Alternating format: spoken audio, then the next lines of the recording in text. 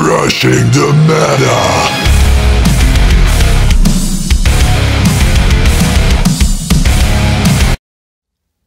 Finally, the regional championship in the Netherlands. Welcome to our channel. We are Team Crushing the Meta, and you can call me D-Boy. I'm here for you guys, as you can see with the tournament results. I have it right here with me, the top 4. It's already on Crushing the Meta if you haven't seen it yet. And also the deck profile that some of you guys are waiting for. I've waited for a very long time for this tournament to occur in the Netherlands. And I was ready, the time was ready, the deck was ready, everything was right. So I thought, why not? Let's just go to the top and put Spikebrothers on the map again. So yeah, before I do this, I would like to thank Offline Gaming for their efforts. They hosted a great tournament and we are proud of. And we'd love to have more tournaments in the future. The only downside to the tournament was from Bushiroad is that there were 2 tournaments at the same time, one in the Netherlands and one in France. So I didn't understand why Bushiroad did this, because if they were on separate days or like the next week, that I think that we would have more people, more players. So yeah, as you can see here, I had the shop tournament win, one of the shop tournament wins in Gamers Paradise in the Netherlands, and I got 3rd place with Spikebrothers in the regionals. So let's go through the tournament for me, and then after that I will show you the deck profile. So I didn't play the first 2 matches because I had a bye, as you can see, and so I played the 3rd match against Fenrir, Wiseman. David was the guy's name, and he was very skilled. I've also heard from different people that played the tournament and from the judges that he made some crazy plays, so he was pretty good. I won against him, so I will just go through the wins, the decks that I played against, and if you want to hear how the games went, then I would have to make a separate video on that, because that would take a very long time to do that with the deck profile. On my first game, I played against Rick Costern, which is one of my friends. He played Great Nature, the Break Stride as he likes to call it. Then played against Menno, which played Victor, also one of my friends. I hate playing against friends because I don't really want to win, but at the same time I had to take the win. So 6th game was against Tim Straufe from Belgium. He was the shop champion in Belgium, so he is really good, very skilled. And the 7th game was against Stefan Drent, a great guy. This was the first time I played against him, but I would love to play against him in the future. So that was my matchup. The first one, Fenrir, second one was Great Nature, then played Victor, then Luard Diablo, and then again against Luard. I went 7-0 undefeated. I was very happy with the results, and I was comfortable with having the first place in the top 8. The top 8 was Rising Nova, so me playing Rising Nova. The second was Diablo, Luard, and then Fenrir, then Lubo with his Royals, Luard, Nitros, Duo, and Messiah. It was very nice to see Duo. We have also seen Genesis top, so that's great. Again, Messiah, we have seen that before. Shadows like Luard, Diablo, I've seen that before. Nitros did a good job. And yeah, that's it. So the surprises were Rising Nova, Fenrir, and Duo. Especially Duo and Spikebrothers. The top 4 was Lubo with his Royals, so got 1st place. 2nd place was for Genesis. And the 3rd place was me, Rising Nova, and 4th place was Tim Straufe with his Shadows Diablos.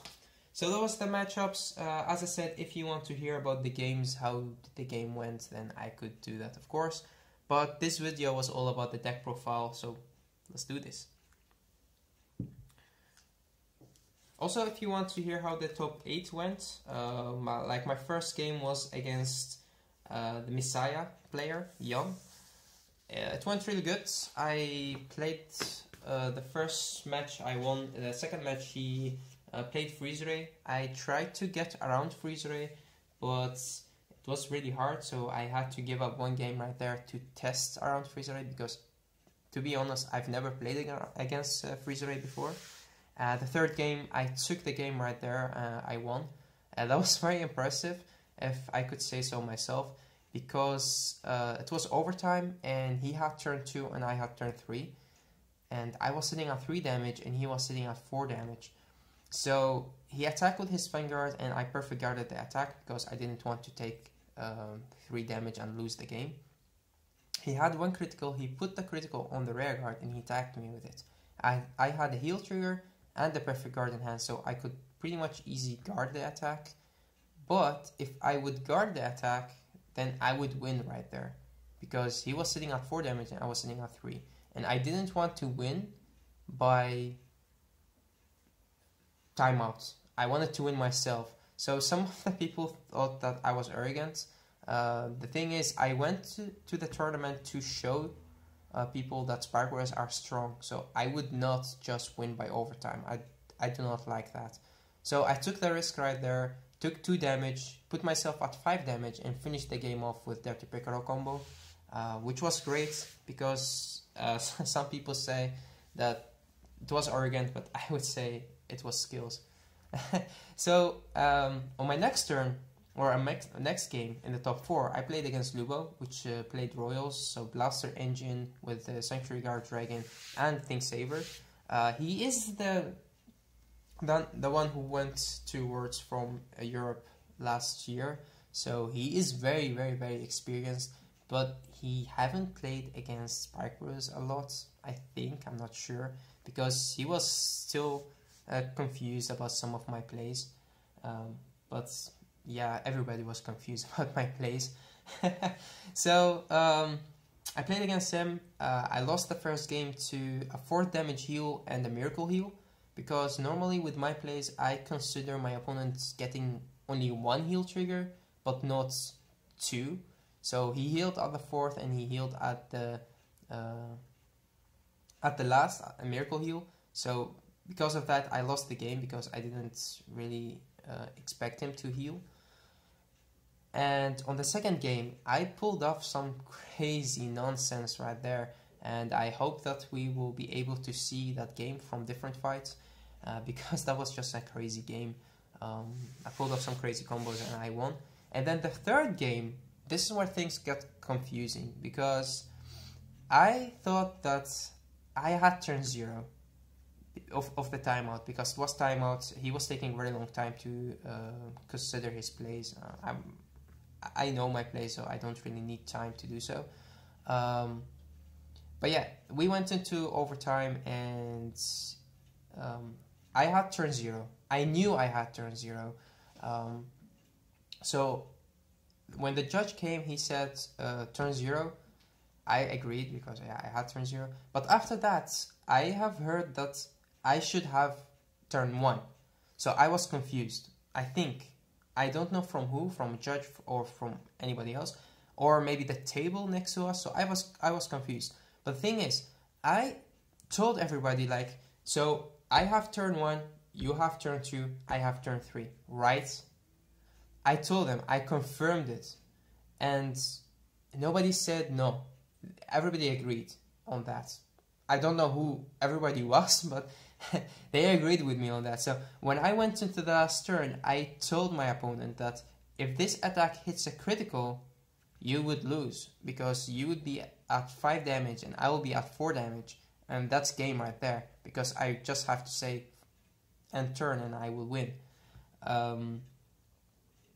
But when we finished the turn, I've heard, or they said, no, there is one more turn that you have to play. So I think that I got confused, or when I confirmed this, my opponent didn't listen or something. I don't know. He told me that he was thinking about his own play, so he didn't really listen. I'm not sure, but it was very frustrating, because I have given up all my defensive cards because I knew that I had the last turn, and because of that I lost the game. I think if it was otherwise, if I knew that there will be one more turn that I would make different plays to finish the game right there. But yeah, let's just leave it at that. When the judges came with the results, they told me that we have to play one more turn, which we did, and Lubo won. So he went into the finals and I went into the third and fourth place. I agreed with the judges on that. I told them, it's alright, I respect your decision, and I gave Lubo a hand, and I told him to have a good luck in the finals. The 3 reasons why I did agree on that is the first, I'm very happy with the tournament. I was very happy with the tournament, still am. Very happy to have such a good tournament in the Netherlands with like about 100 people. And if there was no tournament in France, then I think we would have way more. So I was very happy with the tournament and with the job that Offline Gaming did.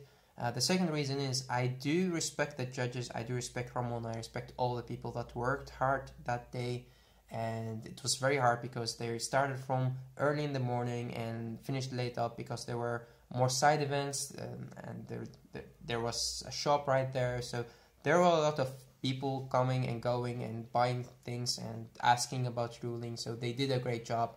And so I had my respect for all of these people, and also for my friends that were there, so I couldn't make a scene. And the third thing is, I do love the game of Vanguard a lot. I do love my deck and the clan. I do love Spark Brothers, so I didn't really want to do something crazy. I just accepted that, and when I went into the third and fourth game, Ramon, which is one of the greatest guys I know that plays Vanguard, came to me and he said, we will have a break like for 5 minutes, just get some air, maybe go to the bathroom, just clear your head and go to the third and fourth game. But I told him, yeah, it's alright, I'll be fine. But inside of me, everything was boiling. I was very angry, and I did not accept me losing there. Maybe I was frustrating, but it was just losing into a Miracle Heal and a miscommunication. But yeah, it's alright, I can't do anything about it. Third place is also pretty cool, and my first objective was to put my deck, so the deck list, put that online, so people would see that Spark Brothers top and Spark Brothers are a very good deck. The only downside to that is I don't want the cards from Spark Brothers to go up in price, so please people don't do that. Just let people play the decks that they like. There are a lot of people that want to try Spark Brothers. It's a very hard clan to play. Make sure you watch the video that I made before this for the combos. I will also put a link in the comment section below or in the description section below. But don't hype Spark Brothers. Don't make prices that are nonsense. Let the clan be cheap as it is, and let people play the clan that they like. So yeah, with all that being said, let's just go into the deck profile and just tell you my thoughts about the deck. So first of all, let's go to the grade 3s. I play 8 grade 3s, starting out with 4 copies of Rising Nova. This guy is so good. You don't want to ride him. He is your main grade 3. What he does is actually very simple. When you stride on the top of him and you attack, you can counterblast 1, put 1 card from your hand into the soul, and you can call up to anything from your deck to an open Rearguard Circle and give it an extra 5k. The thing is, Spark Brothers have the absolute best toolbox in the game. The only thing that Spark Brothers lose to is Granblue, because Granblue keep their units in the trap zone if they don't play against Narukami, that is. But Spark Brothers, if they lose the units that they have in their deck, then they can't do anything from units that they have in the trap zone. So that's the only thing that I dislike about Rising Nova, is that you can't put cards from the trap zone back to your deck like Gears does. I mean, Gears have the same toolbox, but they have the option to put cards back to their deck. But that's alright. If you're very skilled, you do know how to get out of sticky situations like that. His GB2 skill is also very good. It's when he attacks, you have to give up 1 card, so put 1 card from your hand into the soul, and you can call something from your deck. You don't give it power, but you also don't counterblast. So his GB2 skill is very good. I finished more than one game with just his GB2 skill. I could have Stride, but I didn't want to because I wanted to have the Counter Blast. So remember that. You don't always have to Stride to win your games. Next, I played 2 copies of Hivemaker and 2 copies of Bulldozer Dope. Bulldozer Dope is the charge units. If you don't know what charge is, it's when you put this card, you call him, a superior call, not a normal call from your hand. You can make him charge. If he's charged after he boosts or attacks, he goes back to the bottom of the deck. So that's charging. But when these units get charged, they will get some crazy skills. Like his skill is, he get an extra 10k. So he will be just a 21 attacker by himself, which is crazy. The reason why I play 2 copies of him is I don't play the Heavy Wheeze, which is the grade 2 version of him, so I do need 2 copies of Dope. Hivemaker, on the other hand, is like a Skydiver, but the charge version. So what he does is when he attacks, after the attack, if he's on rear guard, he goes back to the bottom of the deck, you Counter Blast 1, and you can call anything from your hand. So it only works when he's charged, and if you have GB1, most of them are GB1. I mean, all the charge units are GB1. And then he has also second skill, which is alright if you have to ride him. You ride him. I also ride him a lot against grade 1 or grade 2 decks that don't go into grade 3, because you would still get his skill off by Counter Blasting 1, Soul Blasting 1, and getting something to your hand. So I do like that. Yeah, his skill is when you Counter Blast 1, Soul Blast 1, if you ride him, you can look at the top 5 cards for a charge unit to put it into your hand. So it's a nice +1, but you don't really want to Soul Blast and Counter Blast, and you also want your Rising Nova as your Vanguard. So that's it for the grade 3s. The grade 2s lineup start with 4 Tigers. Mayhem Tiger, a crazy card, but very good. It's a cheap version of Dimension Police, but it's good enough for Spike Brothers. No. It's perfect for Spike Brothers. The reason why this card is really good is your opponent don't know what he does. They would read him and they would get confused. They would read him again and they would get confused and they would not understand what this guy does. The thing is, when this unit is charged and he attacks, and your opponent puts a Guardian on the Guardian Circle, if that Guardian is a grade 2 or less, you can activate his skill by Soul Blasting 1 and retiring that unit. So he could guard break. If you G-guard him, then he would not be able to guard break the G-guard because that's a grade 4. It's not a grade 2 or less. If you perfect guard him, he would be able to break the perfect guard, but he would not remove the nullify skill of the perfect guard. So the attack would still not go through. And that's why your opponent get confused, is because they don't know that this guy, it could be stopped by perfect guard. But even if they do so, you could still break the perfect guard and let them guard with more cards from their hand.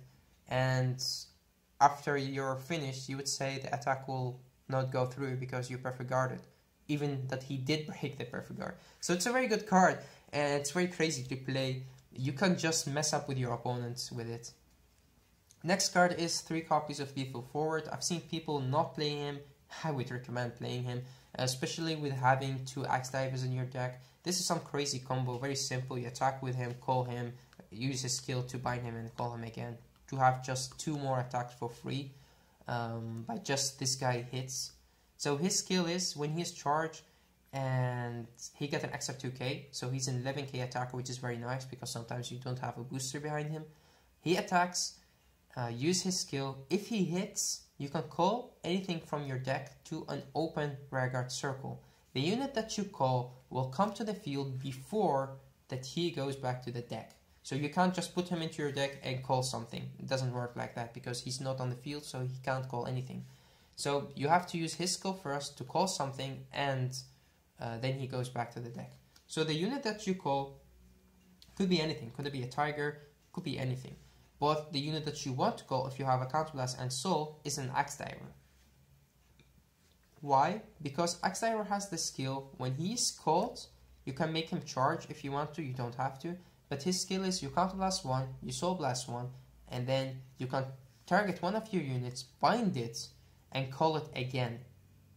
So he attacks, he bind him, he call him back, you attack for more. I've explained this combo in the combo video, but I just wanted to tell you this combo again because it's very deadly and your opponents will not know what's happening, especially if you don't have space on your field, like you have lethal forward on one side and something else on the other side, and your opponent would think you don't have an open regular circle to call. You just call an Axe Diver behind your Vanguard and then activate Axe Diver to just bind and call him again. So, and you also have a unit for maximum to put back to your deck if you have to, or if you play against Shadows.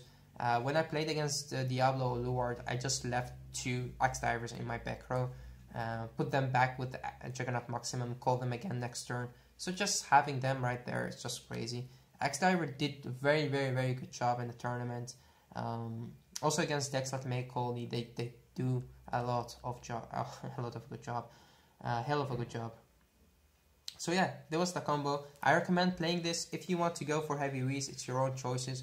But remember, when you have more options in your deck, that would make the deck less consistent. I agree. But it makes the deck more fun. It makes the deck having more different plays, like crazy plays. Like Axe Diver is one of the reasons why Spikeras could make some plays that your opponent would not expect. Then I'm playing only one copy of Wing Killer Misery. This card is really good, but you only need her like when you go sometimes into a Miracle Ace, or sometimes you could also get her with Dirty Picaro. But the reason why I only play one is because, in my opinion, Eliza is better. Just costs you a Counterblast and she leaves an open space behind her. And Misery costs you a Counterblast and a Soul Blast and a Soul Charge from your hand, and that's just too much. But I play one because she is sometimes necessary, and I feel like playing 1 or 2 doesn't make a big difference. I would rather play 2 Axe Divers and only 1 Misery. So yeah, that's why I play Misery. But that's a good card. If you don't know what she does, it's the same as Rising Nova. When she attacks, she's boosted, Counterblast 1, put 1 card from your hand into the soul, and call up to anything from your deck into an open regular circle, and give it an extra 5k. So she's really good. Last but not least is Cobalt Impulse. It's another card that puts a lot of pressure on your opponent. Definitely play at least 1. The reason why I play him at 1 is not because he is less good than Lethal Forward. It's just because this guy, I only need him in my first turn, and sometimes on Miracle Ace turn.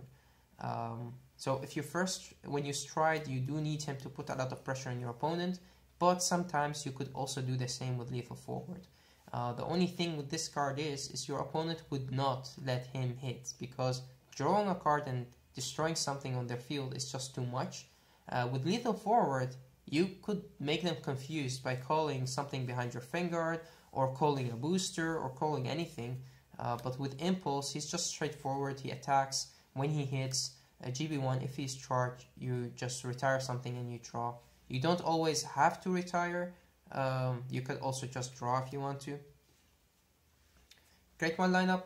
4 copies of the G Perfect Guards. I think, like most Spike Brother players, don't agree with me on this. They want the charge Perfect Guard, but I don't like her, and I do trust Elma way more.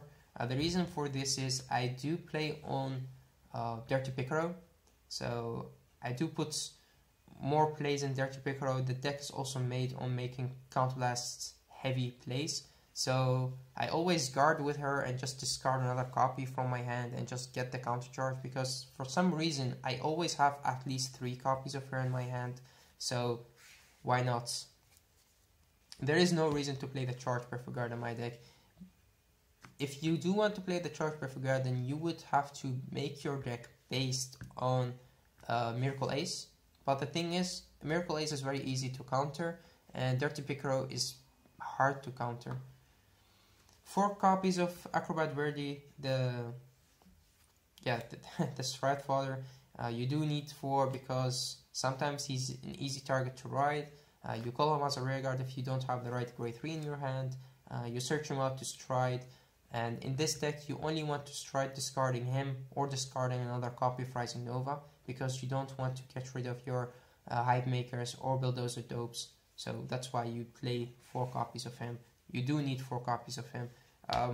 I've perfected this deck list for me as my playstyle. So if you play the deck differently, then I would understand you making other card choices. But as I said, this is the deck that suits me the best. So it doesn't mean that it is the best build in Spike Bros. It's the best build for me. 3 copies of Eliza. I think it's very straightforward to play 3 copies of Eliza and 3 copies of Frog Raider. There is no reason to play any other great ones in Spike Bros. In Rising Nova, you could play the one that attacks from the back row, like the Ice Shield 21 version. But yeah, I do like Eliza. Eliza does a lot of crazy things, especially on the first strike turn and on Dirty Piccolo turn with the 3 attacking Tiger combo. Also, Frog Raider is very important to have in this deck. Sometimes I even need a 4th, but there is just no space to have 4 in this deck. And 14 great ones are enough in my opinion. I don't want to play 15. Trigger lineup. 1 crazy, hard, ugly heal trigger. Just have her in there for good luck. I'm okay with having 1. I mean, I don't see her a lot. She just saves me when she needs to. I mean, if it's a she, maybe it's just an it. And then 3 copies of Tiara. I always played this heal trigger. This was just my first heal trigger, so that's why I play her. It would be very hard to place her when I have the heal triggers from the Fighter collection, because I do want to try them out. 3 copies or 4 copies of Lilaps. So good. This card is amazing, especially with the Frog Raider. You just attack with her, put her into your soul, and then you call something, you draw a card. It's very good, especially when you don't want to stride or you can't stride. You would just boost your Vanguard, that they would still have to G-guard it, and they would have to guard her, the attack that she did as well. So I do like her a lot. Play 4, don't play 3. Please don't play 3. Then playing 3 Silent Jokers, the new art and the old arts. I love both of the arts. And the reason why I play this, it's because I do want to play 7 criticals. I can't play 8 because I don't want to play 2 draw triggers, and I do need the stand trigger. But the reason I play the Silent Joker is not just because it's a critical trigger, it's also because he has a very good skill which puts him into the soul and you can unflip the damage. Sometimes because of this card you could make you do need 3 face-up damage for your Dirty Piccolo Tiger turn, and because of him you do have the option to do so. So if you have these 2 in your hand and you have to guard, do you want 1 more attack or do you want 1 more attack? It depends on which do you want. If you have the face-up damage, you have like 3 face-up damage, then you could just use him to guard with and leave her in your hand, because she in front of Frog Raider would still give you an extra attack and give you an extra card, so you don't lose anything. 3 draw triggers, doesn't matter which one you play. Linux have been my draw trigger from the start, and also when I got her, I played her as well. So I don't play the new draw triggers. They also don't have any skill, so it doesn't matter which one you play. Just 3 draw triggers. You could play 2. I've seen the videos from Living Proof, which is a very good Spike Bros player as well, and he plays 2. Because maybe his playstyle is different, he wants to play more crits. I do like 3 draw triggers. Normally people will play 4 or even 5, but I think 3 is the right number for me. And then playing 2 stand triggers. 2 is enough. A very good card. You do need to have at least 2 in every deck. What he does is when he's charged and he attacks or boosts, he gets an extra 3k, and also he counter charge and he soul charge. So it's very nice to have the extra 3k, because he would be a 7k booster, and also the counter charge and the soul charge is very amazing. There is a combo that you could do with him and Misery, and you could use Misery's skill twice in 1 turn with the skill of Axe Diver. So that's another crazy combo that you could do. Then Mega Trainer as your starter Vanguard, and Rising Nova, of course. You could play a different one if you want to, but I do like him. He gives way more consistency to the deck. Especially I have a very bad luck to get the right grade 3 in my hand. Like Rising Nova hates me. So the reason why I play him is just to search up a heal trigger if I want to go Miracle Ace first turn, Perfect Guard if I do want the counter charge, and also Acrobat Word if you want to stride. Otherwise you could also get an Eliza or a Frog Raider if you just want to get your combos right. The strides, 4 copies of Rising Supernova. It's normally your first stride because he gives you like the second stride turn Dirty Piccolo. So that's very good because he unflips. He doesn't cast your Counterblast, which is amazing. You do need that as a first stride to get an Eliza Frog Raider combo if you want to. Like having an Frog Raider on this side and an Eliza on the other side, and having, like, let's say a Cobalt Impulse, so attack with a Cobalt Impulse in the front of the Frog Raider, or just call an Impulse from your deck to an open regular circle before your Eliza, and then use Eliza skill after he attacks to call him in the front of a Frog Raider. So you could do a lot of crazy combos because he doesn't cast your Counterblast. You could use his Stride skill and Eliza skill, or just if you don't have Eliza, you could also waste 2 Counterblasts by just attacking with something and then calling the Axe Diver. Axe Diver will bind and call the unit that you attacked with, and usually you have a Frog Raider which would restand as well. So if you don't understand what I'm saying, it's just some crazy nonsense from Spike Metal player, so I'm sorry about that. Then 3 copies of Dirty Piccolo. Why 3? Because sometimes you do need him. If you play against Gear Chronicle or Kagero, you could just, because I play the unflip PGs and I play the stand triggers, I do get the counter charge back. I don't have any problem with that. But in the tournament, I didn't really use the third one. Also, when the new GB8 will come out, I mean, they made a unit, a G unit that has my name on it. That's really crazy, right? Its name is Hell Hearts. I mean, my real name is Heart. But yeah, I will take one out to put the GB8 in here. But there were some games that I needed the third one, so that's why I play 3. It's crazy. What he does is when he attacks, you Counterblast 2, and then you can call, you outflip 1 face-up unit from your G-Zone, or 1 unit face-up. And then you call up to the cards that you have in your G-Zone. So if you went into Rising Nova first, or Supernova first, he unflips 1, and then you have 2 face-up in your G-Zone. He is GB3, so you do need that. And then you could unflip like a Sea Breeze or anything to get 1 more unit. So you get 3 units, and usually you still have a Frog Raider from your first turn. So that's why you could make some crazy plays with a Frog Raider before you attack, and then you attack with him and you still get the Frog Raider to restand.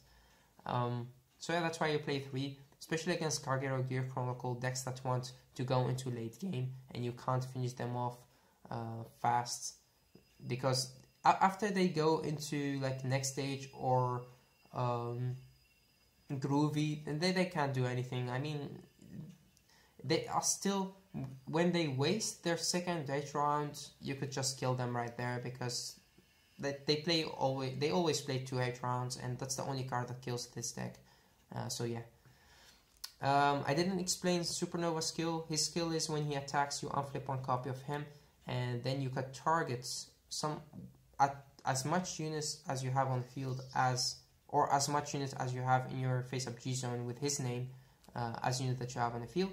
So let's say you attack with him first as your first stride, you unflip a copy of him, you can charge 1 unit. If you use him as your second stride, you unflip 1 more, you could charge 3. So yeah, then if you have like 4 or more charge units on the field, he will be able to give every unit on your field an extra 10k, but only the units that you have on the field that turn or that moment. So when you call more, they will not get the extra 10k, just the units that you have on the field. The good thing about him is you could give the Frog Raider the extra 10k, but you don't have to charge him because you only need 4 charge units. So you give the Frog Raider an extra 10k, but you don't charge him, but the Frog Raider will restand with every attack, giving the 10k that he already has, and every drive check that you get you put on the Frog Raider as well. So that's why this card is so good. He is a good finisher, especially if you don't have a Counterblast, then you want to stride into something. He does help out. Then of course we have a Miracle Ace. I play one of each because I like to. The thing is with Miracle Ace, he is still your best finisher, but sometimes you don't have the hand advantage, or you don't want your opponent to interrupt your plays very easy.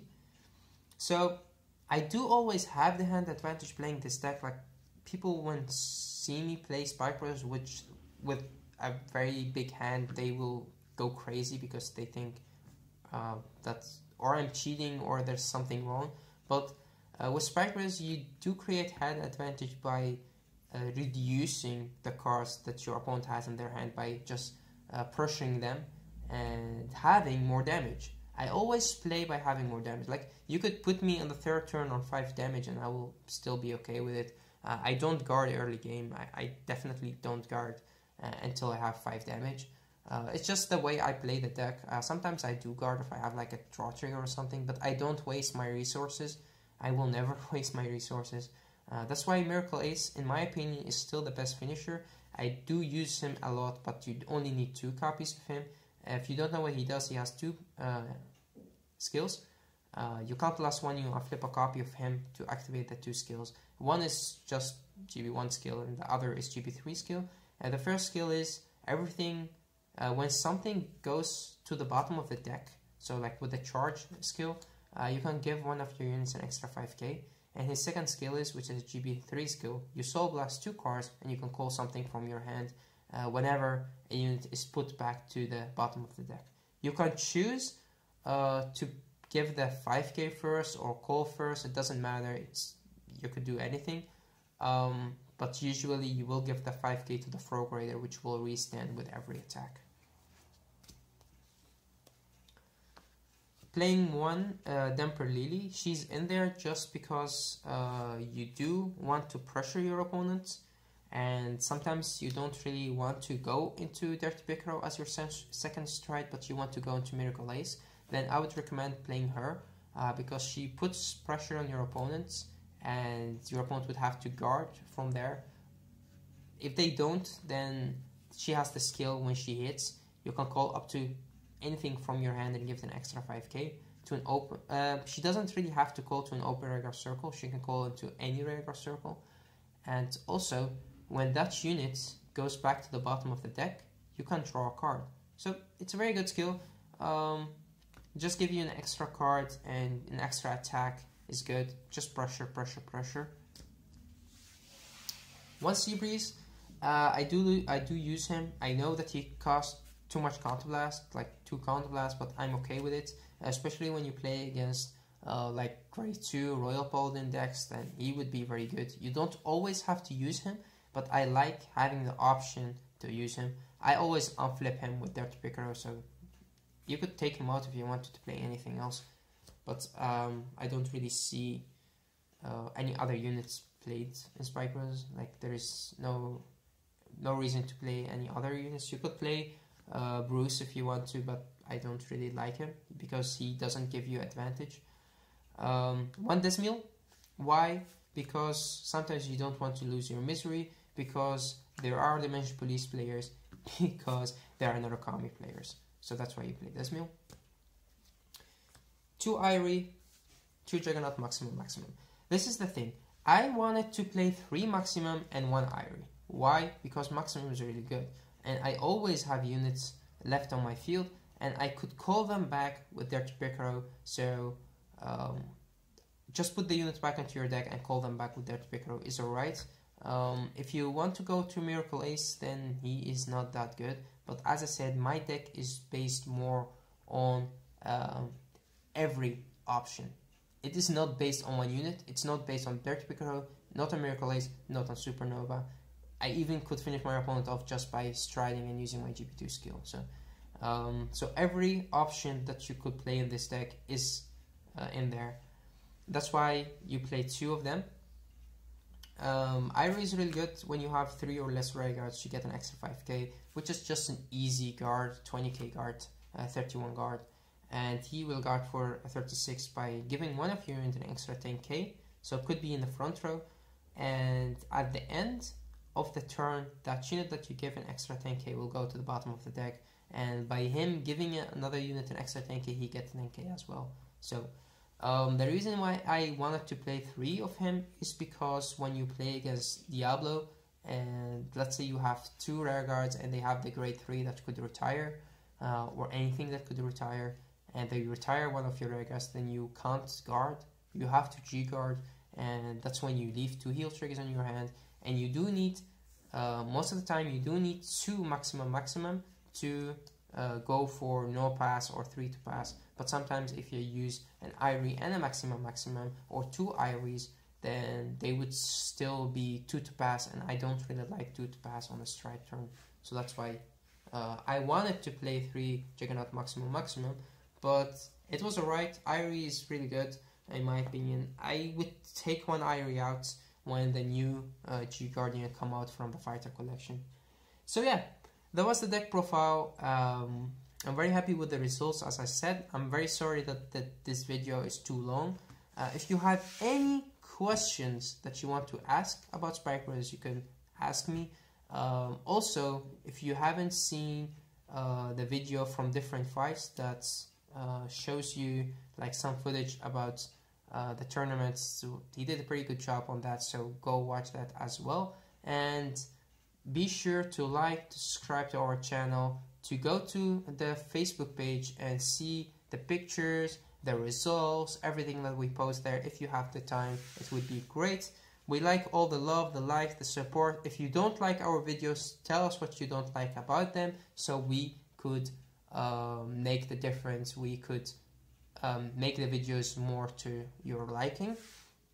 And as I said, I'm very happy with the results. I'm very happy with the tournament, and I'm very grateful that this deck was able to get the 3rd place. And I think that I could have got 1st place as well, but maybe my luck, maybe it wasn't meant to be. I don't know. I'm not sure. I'm very happy with the results. Thanks guys. Until next time.